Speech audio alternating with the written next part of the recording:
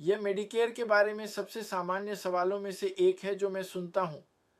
मैं 65 का हो रहा हूँ, लेकिन मैं अभी भी काम कर रहा हूँ।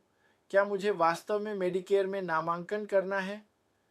ईमानदार जवाब है, यह निर्भर करता है, और यही कारण है कि लोग मुश्किल में पड़ जाते हैं। तो चलिए इसे धीमा करते हैं और इसे स्पष्ट रूप से समझाते हैं। पहले यहाँ आधारभूत जानकारी है। मेडिकेयर सभी को 65 पर एक समान नहीं मानता।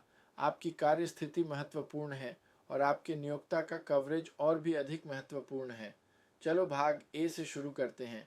भाग ए अस्पताल बीमा है।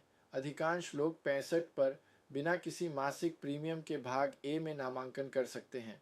यदि आप अभी भी काम कर रहे हैं तो भाग ए में नामांकन करना आमतौर पर ठीक है, लेकिन हमेशा नहीं।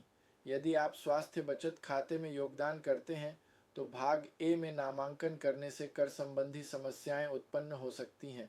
यह कुछ ऐसा है जिसके बारे में कई लोगों को कभी चेतावनी नहीं दी जाती। अब चलिए भाग बी के बारे में बात करते हैं, क्योंकि यही गलतियां होती हैं। भाग बी डॉक्टरों और बाह्य रोगी देखभाल को कवर करता है। भाग बी का एक मासिक प्रीमियम है और भाग बी में देर से नामांकन पर दंड होते हैं यदि आप सही कवरेज के बिना देरी करते हैं। यदि आप अभी भी काम कर रहे हैं और एक बड़े नियोक्ता स्वास्थ्य योजना के तहत कवर हैं, तो आपको बिना दंड के भाग बी को विलंबित करने की अनुमति दी जा सकती है। लेकिन सभी नियोक्ता योजनाएं योग्य नहीं होती। यही जाल है। लोग सुनते हैं, मैं काम कर रहा हूँ इसलिए मुझे अभी मेडिकेयर की आवश्यकता नहीं है, और मान लेते हैं कि यह सभी पर लागू होता है। यह सच नहीं है। छोटी नियोक्ता योजनाएं अक्सर आपको भाग बी के दंड से सुरक्षित नहीं करती। संघ योजनाएं अलग हो सकती हैं। पति पत्नी का कवरेज अलग हो सकता है। सेवानिवृत्त योजनाएं अलग हो सकती हैं। इसलिए एक आकार सभी के लिए उपयुक्त सलाह खतरनाक है। अब चलिए नुस्खे की दवाओं के बारे में बात करते हैं।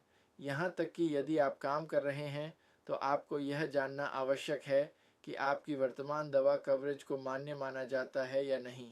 यदि नहीं, तो भाग डी को विलंबित करने से भी एक ऐसा दंड उत्पन्न हो सकता है जो जीवन भर चलता है।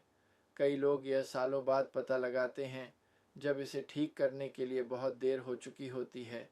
यहाँ एक मुख्य बिंदु है जिसे मैं चाहता हूँ कि आप याद रखें। अभी भी काम करना अपने आप में कुछ न करना का मतलब नहीं है। इसका मतलब है कि निर्णय लेने से पहले नियमों की जांच करें। कुछ लोगों को 65 वर्ष की आयु में मेडिकेयर के कुछ हिस्सों में नामांकन करना चाहिए, कुछ को देरी करनी चाहिए, कुछ को एक संयोजन करना चाहिए। गलत कदम हर महीने हमेशा के लिए पैसे खर्च कर सकता है। कुछ लोग चाहते हैं कि एक एजेंट उन्हें इस प्रक्रिया में मार्गदर्शन करे। अन्य लोग इसे शांति से, बिना दबाव या बिक्री कॉल के समझना पसंद करते हैं। यही कारण है कि medicareselfenroll.com मौजूद है। ये आपको एक आत्मनिर्देशित तरीका देता है जिससे आप समझ सकें कि काम करना, नियोक्ता कवरेज और मेडिकेयर कैसे एक साथ फिट होते हैं, इससे पहले कि आप कोई गलती करें।